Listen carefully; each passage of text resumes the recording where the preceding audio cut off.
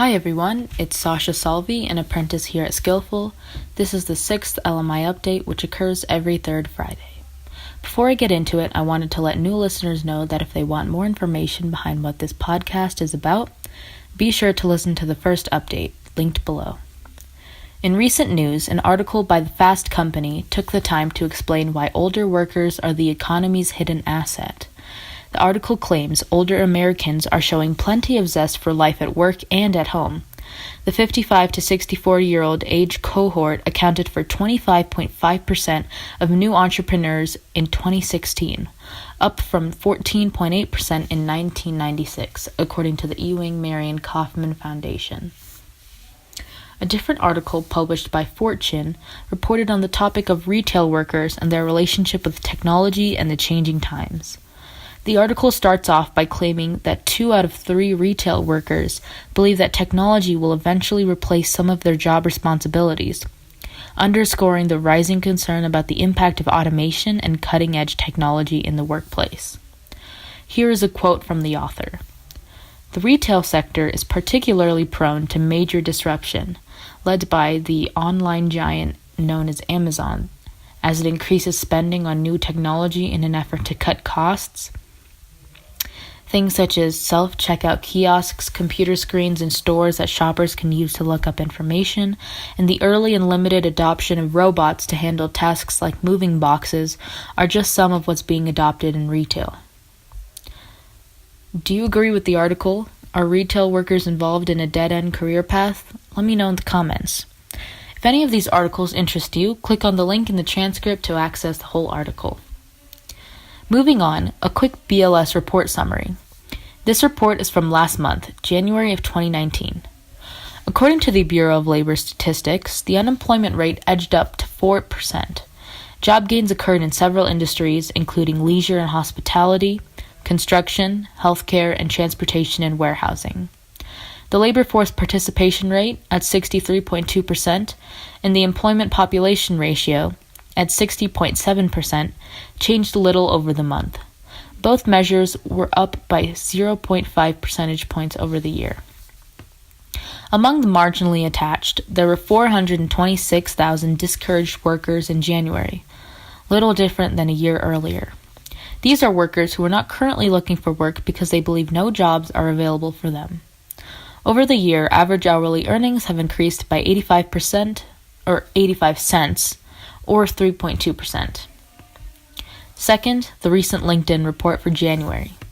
The LinkedIn Workforce Report is LinkedIn's monthly report regarding hiring, skills, and migration trends of the U.S. They report on major cities such as Denver. The top skills in surplus in Denver, according to LinkedIn, are procurement, negotiation, real estate, management accounting, personal coaching, property management, educational administration, wellness, interior design, and educational research. Meanwhile, the top skills shortages are oral communication, business management, leadership, digital literacy, people management, social media, development tools, time management, data storage technologies, and public policy. So hiring was set 5.7% lower in January 2019 than in January of 2018. Seasonally adjusted hiring was 0.5% higher in January than December. Nationally, across all industries, gross hiring in the U.S. was 7.2% lower than in January of 2018. That said, seasonally adjusted national hiring was unchanged in January from December of 2018. A key insight to point out is the government shutdown that occurred and the trends that have arisen from it. The hiring rate of government agencies affected by the shutdown is currently about 50% lower than the hiring rate of agencies unaffected by the shutdown, but hiring in D.C. has been slowing over the past several months in general. Since the summer, D.C. hiring has been down 8.4%, the worst of any of the 20 cities analyzed in the workforce report, which may lead to a significant shift of talent and skills out of the public sector. Moving on from LinkedIn, MZ is one of the many labor market tools that we use to assess the economic development and the labor workforce landscape of Colorado. Here's my research on Huérfano County as it compares to Teller County regarding data around the region and job postings within the last year. In Huérfano, there are about 6,600 people, and the population is projected to grow by about 114 over the next 5 years. Within the 2,700 people in the labor force, about 150 are unemployed. Concerning educational attainment, 17.4% of Huérfano residents possess a bachelor's degree. In comparison, 65.8% in Huérfano have an associate's degree or less. Looking at retirement, about 3,388 people are expected to retire soon in Larimer, a high risk, and about 797 millennials live in the area, the national average for the area being 1,380.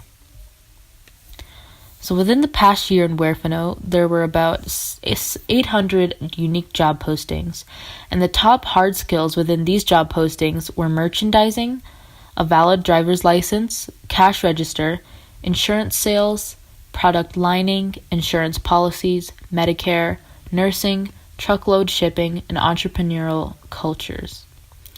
Meanwhile, the top soft skills within these postings were customer service, sales, management, communications, innovation, leadership, operations, the Chinese language, problem solving, and personal grooming.